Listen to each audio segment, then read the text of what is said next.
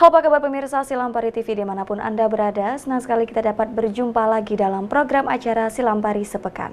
Edisi Minggu 12 Maret 2023, kami akan menyajikan berita-berita terupdate seputar kota Lubuk Linggau, Musirawas dan juga Musirawas Utara. Tentunya bersama saya Syofila Il-Ayunina, berikut Silampari Sepekan selengkapnya.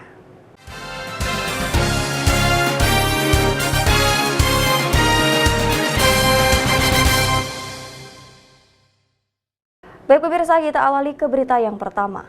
Kasus kekerasan seksual terhadap anak dan perempuan terus mengalami peningkatan tiap tahunnya.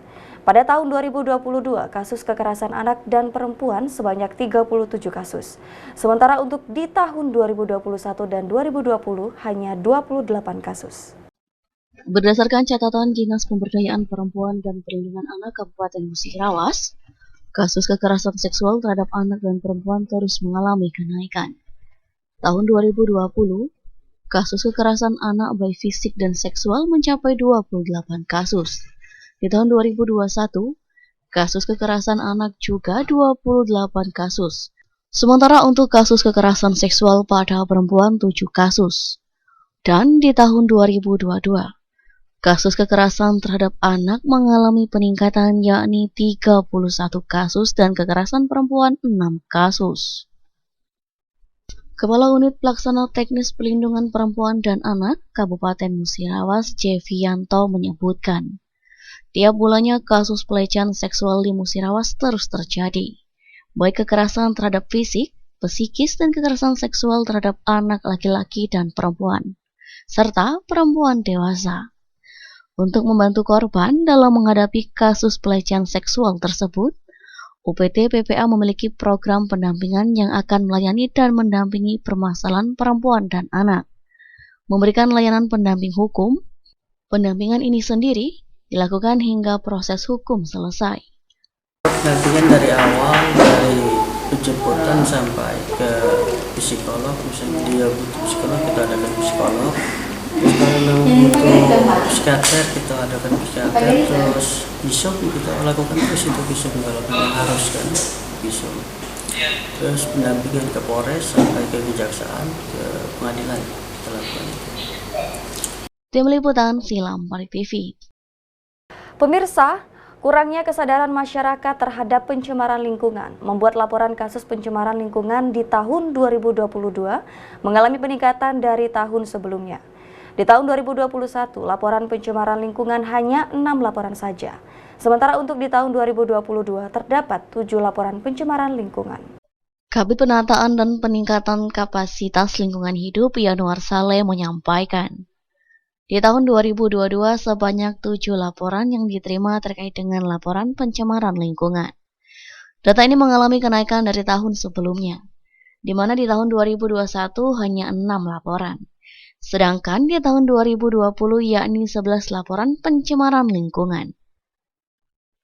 Dalam pelaporan pencemaran lingkungan di masyarakat, sebaiknya disertakan oleh foto dan lokasi pencemaran lingkungan, serta jenis usaha yang menjadi penyebab pencemaran lingkungan dan sebaran dampak dari pencemaran lingkungan tersebut. Dia punya foto, jadi dari formulir itu kita tahu lokasi pencemaran atau kerusakan lingkungan itu di mana, kemudian jenis usaha yang menyebabkan terjadinya pencemaran itu apa, nah, kemudian sebaran dampaknya sebanyak seperti apa. Nah, dari situ dia juga meninggalkan identitas di pengaduan itu supaya kita tahu pelapor ini alamatnya di mana, siapa uangnya, karena tidak seluruh pengaduan itu terbukti di lapangan. Nah, jadi kalau ada identitas yang dilaporkan itu punya hak gugat ya, terhadap apa yang dilaporkan. Kadang juga lingkungan itu sebagai sumber masuk awal untuk menggugat yang lain. Misalnya tenaga kerjaan tapi masuknya lewat lingkungan. Kemudian kami verifikasi lapangan, melihat sumber dampak, luasan dampak, kemudian memediasi sengketa kalau ada sengketa antara yang mencemari dengan yang dicemari. Tim Liputan Silam Pari TV. Pemirsa, pemerintah saat ini memberikan instruksi untuk mewaspadai kasus flu burung dengan varian jenis baru. Mutasi virus H5N1 ini bersifat zoonosis dan berpotensi menyebar pada manusia. Sehingga dihimbau kepada masyarakat yang memelihara unggas serta usaha peternakan agar selalu memperhatikan kebersihan kandang. Kabid P2 Dinas Kesehatan Kabupaten Musirawas, Edward Zuliar menyampaikan, Dinkes mendapatkan instruksi dari Dinkes Provinsi Sumsel dan Kemenkes untuk mewaspadai flu burung atau H5N1 clade baru 2344B yang merupakan flu burung jenis baru. Menurutnya, warning tersebut diberlakukan karena adanya kasus N5N1 kematian unggas di Kalimantan Selatan dan di beberapa daerah di tanah air. Mutasi virus H5N1 yang cepat dan konsisten pada mamalia, sehingga virus memiliki kecenderungan zoonosis dan berpotensi menyebar ke manusia. Menyikapi kewaspadaan tersebut, usaha peternakan unggas dan masyarakat yang memelihara unggas seperti ayam, itik, dan burung diharapkan dapat memperhatikan kebersihan kandang. Informasi lagi kemarin dari provinsi dan kementerian ada kewaspadaan lagi H5N1 flu burung itu sudah ada terjadi. Karena flu burung jadi sumbernya dari burung ya, dari unggas dalam artian unggas ayam, burung itu ya. Nah ya kebersihan kandang, terusnya apabila ada burung atau hewan unggas yang diduga mati secara mendadak tanpa ini ya jangan ini kan berhati-hati untuk kontak ini. Jadi segera untuk ada perlakuan khusus, jangan sampai kita tertular melalui kontak dengan hewan yang tersebut ya. H5N1 clade baru. Jadi ada ini strain baru ya istilahnya ini kalau itunya ya. Yang dulu kan pernah terjadi flu burung ya. Jadi dukungan dari semua ini untuk sektor untuk mewaspadai.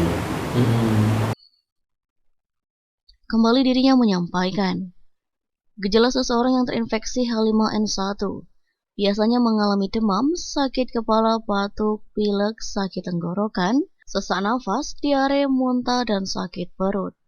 Untuk pencegahan penyebaran flu burung pada manusia diantaranya, hindari kontak langsung dengan unggas yang terinfeksi, cuci tangan secara teratur, gunakan air mengalir, dan tentunya memakai sabun.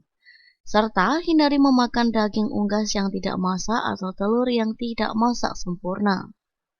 Menggunakan masker dan sarung tangan jika melakukan kontak fisik dengan unggas yang terinfeksi. Reza Melialianti, Silam Pari TV. Pemirsa, maraknya kasus demam berdarah di beberapa daerah hingga mengalami peningkatan yang cukup tinggi. Sementara di Kota Lubuk Linggau sendiri belum ada kasus DBD hingga saat ini. Beberapa penyuluhan terus dilakukan oleh tim kesehatan guna mencegah kasus demam berdarah. Maraknya kasus demam berdarah di beberapa daerah membuat beberapa puskesmas berusaha untuk mencegah penyakit demam berdarah. Salah satunya dengan melakukan penyuluhan kepada masyarakat. Pimpinan Puskesmas Swasti Sabah, Haja Elis Sundari menyampaikan, kami terus menggencarkan dan memberikan penyuluhan kepada masyarakat. Kegiatan puskesmas yang melibatkan kader selalu disampaikan kepada masyarakat. Guna untuk meningkatkan mutu pelayanan masyarakat bisa berdampak dalam penekanan penyakit demam berdarah. Sebelumnya kami sudah terus gencar untuk memberikan penyuluhan kepada masyarakat, baik di Posyandu maupun ketika ada warga masyarakat yang ke sini ada penyuluhan kelompoknya. Jadi ada kegiatan-kegiatan di puskesmas yang melibatkan kader selalu disampaikan. Kemudian juga ketika ibu-ibu pemeriksaan ibu hamil disampaikan juga. Jadi mudah-mudahan usaha kami sebagai puskesmas untuk meningkatkan mutu layanan masyarakat itu bisa berdampak pada masyarakat, menekan. Ya, terus kalau penyuluhan secara kontinu terus dilaksanakan. Kami kan ada 6 posyandu. Jadi setiap posyandu itu ada petugasnya, terus ke sekolah-sekolah juga. Jadi ke sekolah-sekolah juga di samping penyuluhan kita juga memberikan abatiknya biar nanti yang bak-bak penampungan yang tidak bisa dikuras bisa langsung dikasih. Selain itu, pihak puskesmas terus melaksanakan penyuluhan serta menerjunkan langsung petugas untuk membagikan atribut langsung kepada masyarakat guna mencegah kasus demam berdarah. Tim Liputan Silam Pari TV. Baik pemirsa, berita tersebut sekaligus menutup perjumpaan kita pada hari ini. Saya mewakili kru dan kerabat kerja mohon undur diri. Terima kasih atas segala perhatiannya dan sampai jumpa.